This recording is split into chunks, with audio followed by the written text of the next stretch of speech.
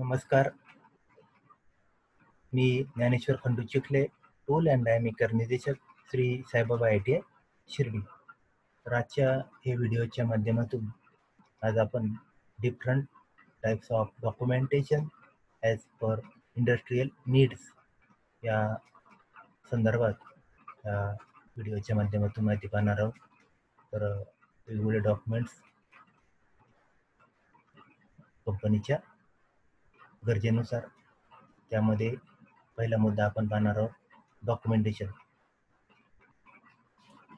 कारखान्यामध्ये काम करत असताना तसेच कामाशी संबंधित गोष्टीची क्वालिटी कंट्रोल, वेगवेगळ्या प्रकारची कागदपत्रे व रेकॉर्ड तयार करावे लागतात. म्हणजे ही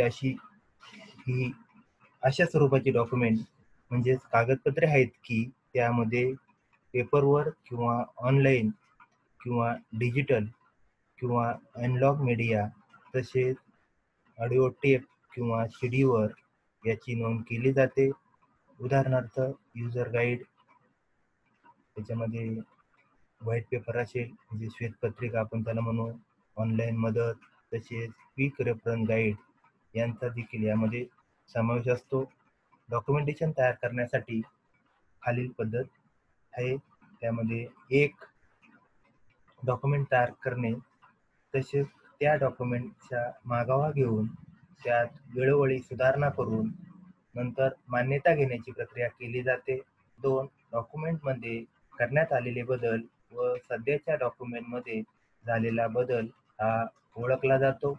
3, तसेच आपल्याकडील उपलब्ध डॉक्युमेंटचा बाहेरील नियंत्रण करणाऱ्या घटकाशी ताळमेळ घालावा लागतो. डॉक्युमेंटमध्ये केलेल्या बदलासहित तसेच डॉक्युमेंटशी संबंधित घटनात्मक गोष्टीची माहिती व वितरण केले गेले पाहिजे. 5, संपूर्ण डॉक्युमेंट तसेच त्याच्याशी संबंधित सर्व गोष्टींचा पूर्वग्रहदूषित वापर टाळला गेला पाहिजे. तर अशा प्रकारे ही माहिती या डॉक्युमेंटेशन संदर्भातली ही आपण पाहिली. त्यानंतर different types of documentation as per industrial need. तर कारखान्यात कंपनीमध्ये वेगवेगळ्या प्रकारचे डॉक्युमेंट आपल्याला कंपनीच्या गरजेनुसार ठेवावे लागतात किंवा असतात. त्यामध्ये 1, process chart, 2, bill of material, 3, production cycle time format, 4, productivity reports, 5, manufacturing stage inspection, 6, job card format, 7, work activity log, 8, batch production record format, 9, estimation of work report, 10, maintenance log format. असे वेगवेगळ्या प्रकारचे हे 10 आपल्याला document काम करताना कामाशी निगडीत बाबींची नोंदी करण्याकरता ठेवावे लागतात. त्यामध्ये आपण पहिलं पाहणार आहोत प्रोसेस चार्ट. तर यामध्ये वस्तू निर्मितीच्या काळात त्यावर करण्यात येणाऱ्या विविध प्रक्रियांचे आलेखात्मक चार्टद्वारे तक्त्यामध्ये माहिती दिली जाते. तक्त्यामध्ये ती माहिती दिली जाते. उदाहरणार्थ रॉ मटेरियल पासून अंतिम उत्पादन तयार होईपर्यंत त्यावर करावयाच्या विविध प्रक्रियांची नोंद यामध्ये दर्शवली जाते. चार्टचा उपयोग करून जॉबवरील ऑपरेशन काळात आवश्यक तेथे बदल करून त्यामध्ये सुधारणा केली जाते. यामध्ये पुढील प्रकारे प्रोसेस चार्ट त्यामध्ये येतात. या प्रोसेस चार्टमध्ये पुढील प्रकारचे प्रोसेस चार्ट येतात. त्याच्यामध्ये operation process chart, 2 flow process chart, त्याच्यामध्ये मॅन, मटेरियल, इक्विपमेंट टाईप, त्याच्यानंतर 3 नंबरमध्ये ऑपरेटर चार्ट, त्याच्यामध्ये also called two handle process chart, 4 multiple activity chart, 5 SIMO chart. तर त्याच्यामध्ये या ठिकाणी चार्ट दिलेला आहे, प्रोसेस कशा प्रकारे होतं. त्याच्यामध्ये सिम्बॉल, लेटर, त्याचं डिस्क्रिप्शन, वर्णन आणि एक्झाम्पल. त्याच्यामध्ये सिम्बॉल असा गोल 0, लेटर प्रमाणे कोड, ऑपरेशन, त्याच्यामध्ये स्वा, पेंट, फोल्डर, पॅकेज, बाण दाखवलेलं आहे, एम दाखवलेलं आहे, ट्रान्सपोर्ट, कन्व्हेअर आणि क्लिप, OTR ट्रक, चौकोनी दाखवलेले सिम्बॉल, लेटर दिलेले I, infection, visual oblique dimension, D दाखवलेले सिम्बॉल, लेटर डी आहे डिले, फोल्ड, पुढचा आहे एक ट्रायंगल दाखवलेलं आहे ESC लेटरमध्ये, आणि storage, warehouse, track store, location, अशा प्रकारची ही एक्झाम्पल या चार्टच्या माध्यमातून दिलेली आहे. त्यानंतर the application of symbol on flow process chart is shown in the figure.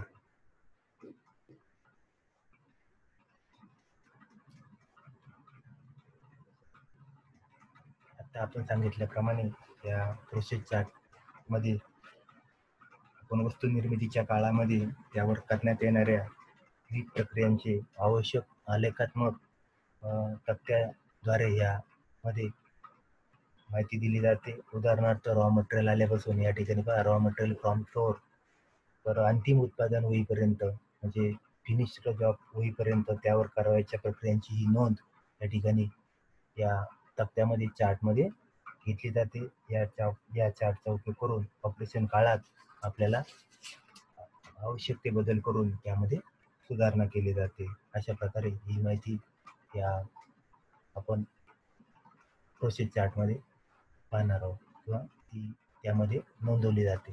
त्याच्यानंतर पुढचा मुद्दा आहे batch production form. Batch record फॉर्मचे बॅच रेकॉर्ड फॉर्म त्यामध्ये सांगायचं म्हटलं तर एखाद्या जॉबवर ऑपरेशन प्रक्रिया करत असताना त्या काळात ज्या घटकांचा समावेश झालेला आहे त्या संबंधित सर्व कागदपत्रे म्हणजेच डॉक्युमेंट गोळा केली जातात. तसेच ऑपरेशनच्या काळात टप्प्याटप्प्यानुसार विविध उत्पादन संबंधित कामे व इतर क्रिया यांची नोंद ठेवणे कामी जी कागदपत्रे तयार करावी लागतात ते काम उत्पादन विभागामार्फत केले जाते. बॅच रेकॉर्डमध्ये प्रत्येक बॅचमध्ये त्या उत्पादनाशी निगडीत व बॅचचे नियंत्रणासाठी उत्पादन काळाचे बॅच व लॉटनुसार रेकॉर्ड तयार केले जाते. हे रेकॉर्ड याची खात्री देते की उत्पादनाशी संबंधित सर्व प्रक्रिया बरोबर आहेत. रेकॉर्ड बॅचनुसार किंवा प्रॉडक्ट नंबर तारखेनुसार तसेच उत्पादनानुसार हे रेकॉर्ड ठेवून त्यास क्रमांक दिले जातात. सदर क्रमांकाची ताबडतोब डाटा प्रोसेसिंग सिस्टीममध्ये नोंद केली जाते. यामध्ये उत्पादनाशी संबंधित तारीख, उत्पादनाचा क्रमांक, बॅचची संख्या या प्रोसेसमध्ये उत्पादनाची डॉक्युमेंट पूर्ण करत असताना काही महत्त्वाच्या बाबींची नोंद घ्यावी लागते. त्यामध्ये खालील बाबींचा याच्यामध्ये समावेश होतो. तारीख, त्यामध्ये अंदाजे वेळ, वापरण्यात आलेल्या मशिनरीची माहिती, तसेच रॉ मटेरियलचा बॅच नंबर व उत्पादन काळात पुनर्वापर करण्यात आलेल्या मटेरियलची माहिती यांचा यामध्ये समावेश होतो. जॉबच्या ऑपरेशन प्रक्रिया काळातील किचकट निकषांचे रेकॉर्ड केले जाते. त्यामध्ये 1. सॅम्पल किंवा नमुना उत्पादन. 2. ऑपरेशननुसार आवश्यक स्टाफच्या त्यामध्ये सह्या, त्याच्यामध्ये ऑपरेटर किंवा टेक्निशियन, प्रोडक्शन इन्चार्ज यांच्या या नावासह सह्या. लॅबोरेटरी टेस्टचे परिणाम व उत्पादन काळातील निरीक्षण नोंदी. 4. उद्दिष्टानुसार प्राप्त उत्पादनाची माहिती. त्याचबरोबर उत्पादनातील पॅकेजिंग व लेबलिंग यांची ही माहिती यामध्ये ठेवली जाते. अशा प्रकारे या नोंदी यामध्ये घेतल्या जातात.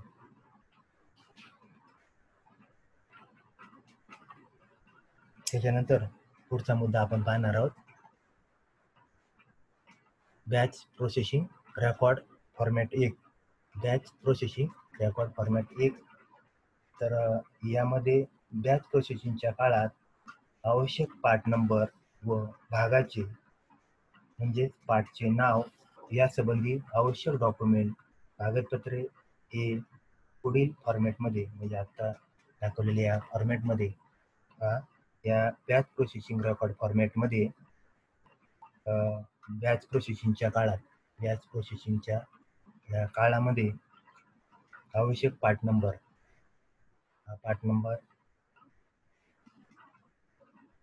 व भागाचे किंवा पार्टचे नाव, ज्या वस्तूचं उत्पादन करतो त्या पार्टचं नाव, यासंबंधी डॉक्युमेंट कागदपत्रे हे पुढील या फॉर्मॅटमध्ये दिल्याप्रमाणे असतात. प्रॉडक्ट रेफरन्ससाठी परचेस ऑर्डर नंबर यांचा संदर्भ दिला जातो. त्यानुसार बॅचला क्रमांक देऊन त्यासंबंधी माहिती पूर्ण नियोजित स्वरूपात या बॅच प्रोसेसिंग फॉर्मॅटमध्ये भरली जाते.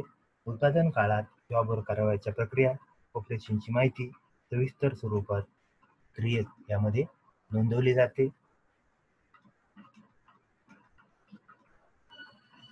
उत्पादनाच्या संस्थेचं नाव, उत्पादनाच्या संस्थेचं या ठिकाणी मॅन्युफॅक्चरिंग ऑर्गनायझेशन संस्थेचं नाव,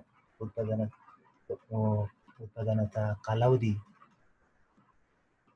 प्रथमतः वर्ष, त्यानंतर दिनांक व आवश्यक पेज संख्या बॅचच्या संख्येनुसार, म्हणजे आपण ज्या क्वांटिटीमध्ये प्रोडक्शन करणार आहे त्याची संख्या याची नोंद करतात. त्यानंतर डॉक्युमेंटच्या सर्व पानांची नोंद, ज्यामध्ये समावेश केलेली पाने व उत्पादन काळात पुरवलेल्या सुविधा यांची किंवा इत्यादी माहितींचा यामध्ये समावेश होतो.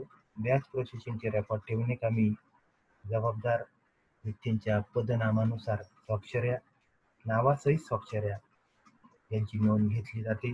तसेच त्याच्याशी संबंधित माहिती शेऱ्यामध्ये रिमार्क कॉलममध्ये नोंद घेतली जाते. अशी माहिती आपण या फॉर्मॅटमध्ये पाहिली. त्याच्यानंतर पुढचा मुद्दा आपण पाहणार आहोत बिल ऑफ मटेरियल फॉर्मॅट आहे, BOM त्याला म्हटलं जातं. तर बिल ऑफ मटेरियल या फॉर्मॅटमध्ये दर्शवल्याप्रमाणे उत्पादन केलेल्या भागांचा यामध्ये समावेश होतो. हा फॉर्मॅट इंडियन स्टँडर्ड IS 11666 1985 नुसार ड्रॉइंगवर नोंद केले जाते. या टेबलमध्ये उभे कॉलम असून याच्यामध्ये पहा, या बिल ऑफ मटेरियलमध्ये हे उभे कॉलम असून नंबरनुसार व नावानुसार आडवी राखाने असतात.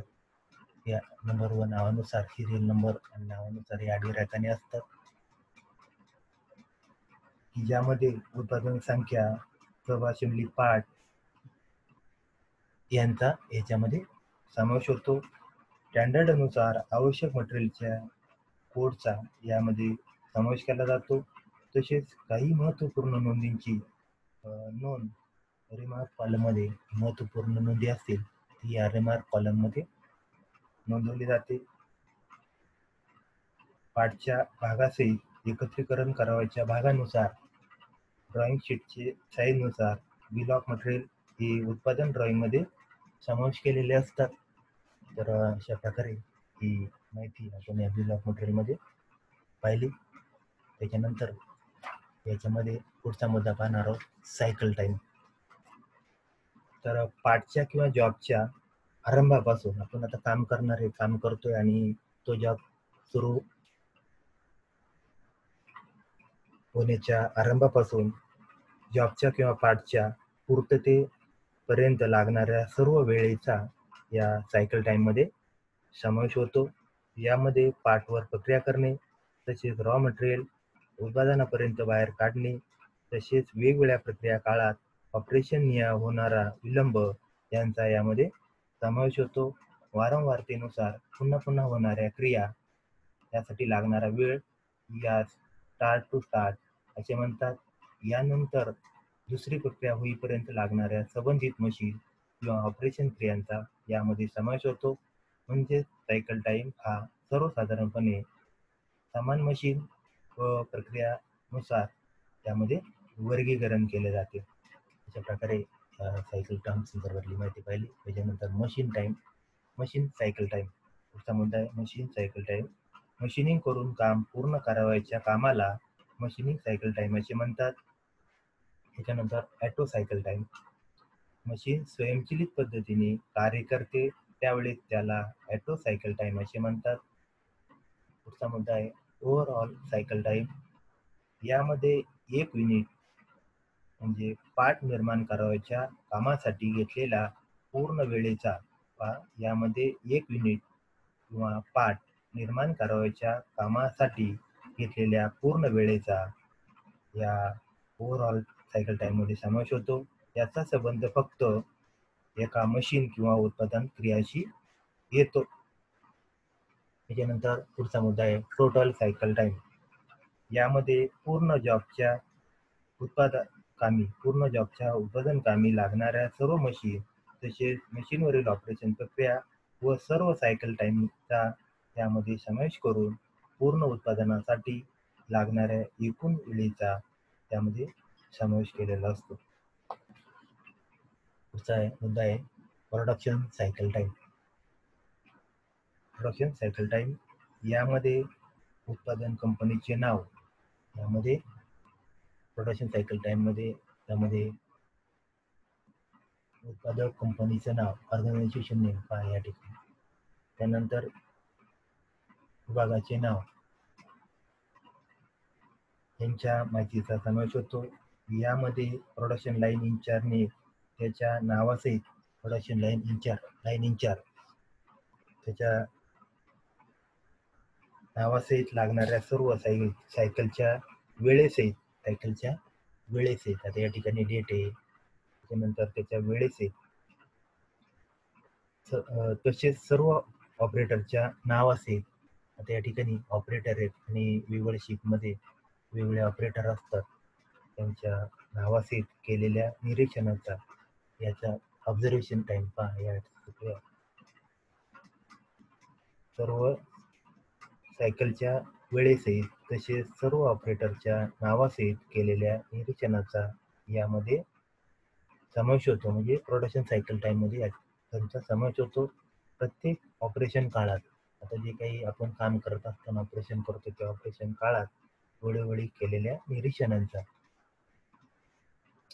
ऑपरेशन प्रक्रिया क्रमांकांचा या फॉर्मॅटच्या कॉलममध्ये समावेश होतो आणि कमीत कमी वारंवारता यांचा ऑपरेशन नियाव यामध्ये या ठिकाणी ऑपरेशन नियाव समावेश होतो. मशीन सायकलच्या वेळेची सुद्धा यामध्ये नोंद घेतली जाते. तसेच या काळात आवश्यक असलेल्या सूचनांची नोंद केली जाते. अशा प्रकारे ही माहिती या फॉर्मॅटमध्ये आपण पाहिली. त्याच्यानंतर पुढचा मुद्दा आहे प्रोडक्टिव्हिटी रिपोर्ट. यामध्ये उत्पादकाने म्हणजे इनपुटचे रूपांतर आउटपुटमध्ये केले जाते. जॉबशी संबंधित व्यक्ती, मशिनरी किंवा फॅक्टरी किंवा कंपनी, पद्धत इत्यादी बाबीचं यामध्ये समावेश असतो. प्रोडक्शन रिपोर्ट करून कार्यक्षमतेचे मोजमापन केले जाते. यामध्ये उत्पादन काळात लागलेला खर्च, ज्यामध्ये भांडवली गुंतवणूक खर्च, मटेरियल व व्यक्ती यांचा समावेश होतो. या सर्वांचे एकत्रित खर्चानुसार निर्माण झालेल्या उत्पादनाची हे गुणोत्तर काढले जाते. नियोजित उत्पादनानुसार प्रत्यक्षात दररोज प्राप्त करावयाच्या उत्पादनाचा रिपोर्ट यामध्ये काढला जातो आणि यामध्ये सर्व प्रकारची गुंतवणूक किमतीचा देखील यामध्ये समावेश केलेला असतो. अशा प्रकारे ही माहिती आपण या प्रोडक्टिव्हिटी रिपोर्टमध्ये पाहिली. त्यानंतर पुढचा मुद्दा आहे daily production report format. Daily production report format, तर या प्रकारच्या फॉर्मॅटमध्ये जॉब ऑर्डरनुसार आपल्याला कारखान्यामध्ये काम करत असताना वेगवेगळ्या ऑर्डर येतात. त्या ऑर्डरनुसार उत्पादन करावयाची संख्या, त्याचप्रमाणे मटेरियल, त्याची साईज, मटेरियल ऑर्डर नंबर, त्याची साईज, समाविष्ट सर्व प्रक्रिया, गुणवत्ता नियंत्रण, पॅकिंग व उत्पादन करावयाच्या पार्टची संख्या यांचा समावेश असलेल्या आउटपुट डॉक्युमेंटचा त्यामध्ये समावेश होतो. यामध्ये संबंधित उत्पादन करीत असताना, आपण जे काही उत्पादन करतो ते संबंधित उत्पादन करीत असताना लागलेल्या इन्फ्रास्ट्रक्चरसाठी कच्चा माल व इतर सुविधा यांचा यामध्ये समावेश होतो.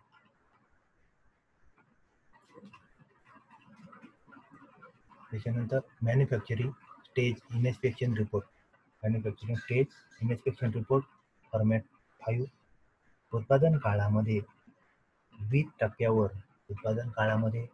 टप्प्यावर करावयाच्या निरीक्षणांचा यामध्ये समावेश होतो. या फॉर्मॅटनुसार ग्राहकांच्या रेफरन्सनुसार परचेस ऑर्डर दिनांक, जॉब ऑर्डर नंबर, दिनांक, उत्पादन काळात करावयाची प्रक्रिया तसेच वेळोवेळी करावयाचे निरीक्षण यांचा समावेश होतो. यामध्ये इन्स्पेक्शन करणाऱ्याने दिनांकनीय व कालनिय केलेल्या इन्स्पेक्शनची नोंद करून स्वीकारलेल्या व नाकारलेल्या उत्पादनाची नोंद या फॉर्मॅटमध्ये केली जाते. तर अशा प्रकारे आजच्या या व्हिडिओच्या माध्यमातून आपण माहिती पाहत असताना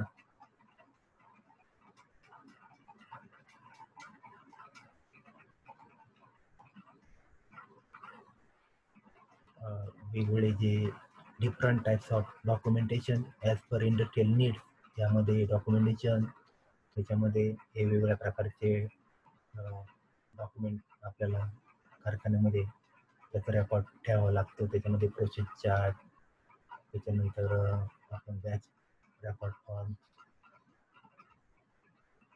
bill of material form, cycle time, machine cycle time, auto cycle time, overall cycle time, total cycle time, production cycle time, त्याचप्रमाणे productivity report, daily production report, manufacturing stage inspection report इत्यादी संदर्भातली माहिती पाहिली. तर हा व्हिडिओ पाहिल्याबद्दल आपले मनपूर्वक धन्यवाद.